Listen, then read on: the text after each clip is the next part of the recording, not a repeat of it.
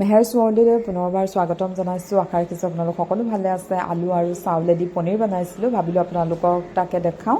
তাৰ কাৰণে মই এখন কেৰাহী লৈছোঁ। কেৰাহীখনত আলু ডাঙৰ ডাঙৰকৈ কাটি লৈছোঁ, লগতে এটা পিঁয়াজ লৈছোঁ, পিঁয়াজটো কাটি লৈছোঁ, নহৰু কেইফুটামান লৈছোঁ আৰু এটা দিছোঁ শুকান জলকীয়া। ইয়াৰ ঠাইত কেঁচা জলকীয়াও দিব পাৰে, কেঁচা জলকীয়া নাছিলে সেইটো কাৰণে মই শুকান জলকীয়াকৈ দি লৈছোঁ আৰু ঠাৰিডাল আঁতৰাই ল'লোঁ।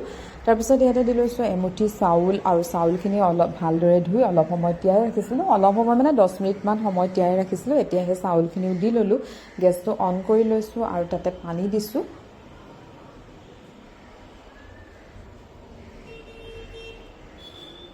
এতিয়া ঢাকোন লগাই এইখিনি অকণমান সময় সিজিবৰ কাৰণে ৰাখি দিম, যাতে আলুখিনি ভালদৰে সিজি যায়।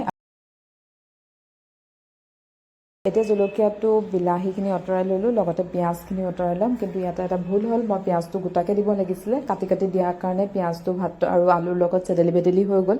একো নাই, মই ইয়াৰ পৰা উঠাই ল'লোঁ যিখিনি ইমানখিনি পাৰোঁ আৰু এইখিনি এতিয়া ধুই লৈ ইয়াত যিখিনি ভাত লাগি আছে ভাতখিনি আঁতৰাই ল'লোঁ।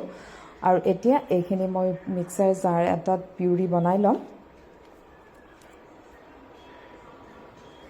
ইফালে ল'লোঁ এটা মিক্সাৰ জাৰ, আগতে মই বিলাহীটোৰ বাকলিখন আঁতৰাই ল'লোঁ, যিহেতু বইল কৰি দিয়া হ'ল সেইটো কাৰণে বাকলিটো আঁতৰোৱাত বেছি অসুবিধা হোৱা নাই।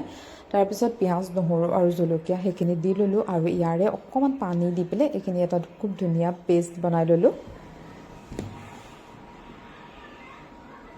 সেয়া দেখিলে মোৰ পেষ্টখিনি ৰেডি হৈ গ'ল। তাৰপিছত সেইখিনি মই বাতি এটাত কাঢ়ি ল'লোঁ, লৈ পেলাই মিক্সাৰ জাৰটো ধুই ল'লোঁ, ধুই লৈ ইয়াতে মই আলু আৰু ভাতখিনিও দি ল'লোঁ।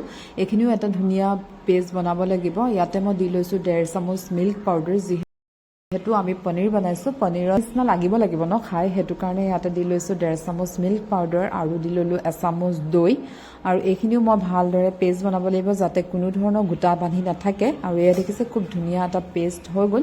এতিয়া এইখিনি মই বাতি এটাত কাঢ়ি ৰাখি দিলোঁ আৰু আনফালে এখন কেৰাহী গৰম হ'ব দিলোঁ। যেতিয়া কেৰাহীখন গৰম হ'ল তাতে মই মিঠাতেল অলপ দিলোঁ আৰু তাতে দি লৈছোঁ ইলাচি, ডালচিনি, জিৰা আধা চামুচ আৰু দি লৈছোঁ 1 কিলা তেজপাত। আৰু এইখিনি যেতিয়া জিৰাকেইটা অকণমান ৰঙচুৱা হৈ আহিলে তেতিয়া যিখিনি পিউৰি বিলাহীৰ বনাই থৈছিলোঁ সেইখিনি দি ল'লোঁ আৰু ভালদৰে লৰাই ল'লোঁ। লৰাই লৈ ইয়াতে মই দি ল'ম সোৱাদ অনুপাতে নিমখ,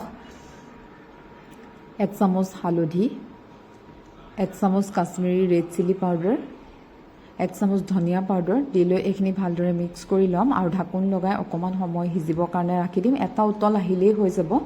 তাৰপিছত ইয়াতে মই দি লৈছোঁ 1 চামুচ পনীৰ মছলা, আৰু দি লৈছোঁ 3 চামুচ দৈ। আৰু দৈ দিওঁতে গেছৰ ফ্লেমটো অকণমান বঢ়াই থ'ব, নহ'লে কেতিয়াবা দৈটো ফাটি যায়, যিহেতু বিলাহীও দিয়া থাকে। সেইটো কাৰণে মই ভালদৰে মিক্স কৰি ল'লোঁ আৰু এতিয়া ঢাকন লগাই গেছৰ ফ্লেমটো চিমত দি পেলাই উতল এটা আহিব দিলোঁ। যেতিয়া উতলটো আহিলে তেতিয়া ইয়াতে এটা মই ষ্টীলৰ বাতি পাতি ল'লোঁ আৰু তাৰ ওপৰত অলপ পানী দি ল'লোঁ। আনফালে যিখিনি আলু আৰু ভাতৰ পেষ্ট বনাই থৈছিলোঁ তাতে দিলোঁ অকণমান নিমখ আৰু 3 চামুচ ময়দা আৰু আধা চামুচতকৈ অকণমান কম খোৱা চ'দাটো দি লৈছোঁ। চ'দা নিদিয়াকৈ নাথাকিব, চ'দা দিলেহে মানে পনীৰটো অকণমান ফুলিব, তেতিয়া খাই ভাল লাগিব। আৰু এতিয়া এইখিনি ভালদৰে মিক্স কৰি ল'ম আৰু মিক্স কৰি কেক বনোৱাৰ কেক টিন এটাকে মই লৈ লৈছোঁ। আপোনালোকে যিকোনো পাত্ৰত দিব পাৰে। কেক টিনটোত এইখিনি ট্ৰেন্সফাৰ কৰি ল'লোঁ আৰু চামুচ এখনে এনেদৰে ভালদৰে মিলাই সমান কৰি ল'লোঁ।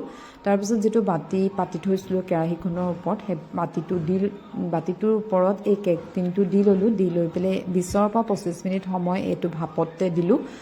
আপোনালোকে ইচ্ছা কৰিলে বেলেগেও এইখিনি ভাপত মানে সিজাই ল'ব পাৰে, কিন্তু মই একেলগে কৰিলোঁ। একেলগে কৰিলে দুইটা কাম হয়, তলত গ্ৰেভিখিনিও সিজি যায় আৰু ওপৰত পনীৰখিনিও সিজি যায়। এতিয়া এইখিনি মই কাটি ল'লোঁ।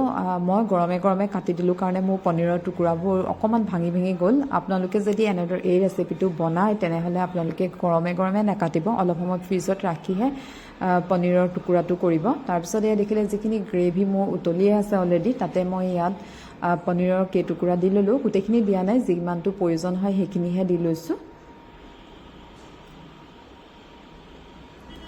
অকণমান লৰাই লৈছোঁ আৰু ঢাকন লগাই অকণমান সময় সিজিব। অলৰেডি গোটেইখিনি সিজিয়ে আছে, গোটেই বস্তুখিনি, খালি পনীৰৰ মাজত মছলাটো যাতে সোমাই যায় তাৰ কাৰণে অকণমান সময় ঢাকন লগাই ল'লোঁ। তাৰপিছত ইয়াতে দি ল'লোঁ কচুৰি মেথি। আৰু এয়া দেখিছে মোৰ চাউল আৰু আলুৰ পৰা বনোৱা পনীৰৰ গ্ৰেভি ৰেডি হৈ গ'ল। খাবলৈও খুব ভাল হয়। যদি ভিডিঅ'টো চাই ভাল পালে তেনেহ'লে লাইক কমেণ্ট আৰু শ্বেয়াৰ কৰিব নতুনকৈ চাই থকাসকলে চেনেলটো ছাবস্ক্ৰাইব কৰি বেল আইকনটো প্ৰেছ কৰি অল কৰি দিব নতুন এটা ভিডিঅ'লৈ পুনৰ আহিম বাই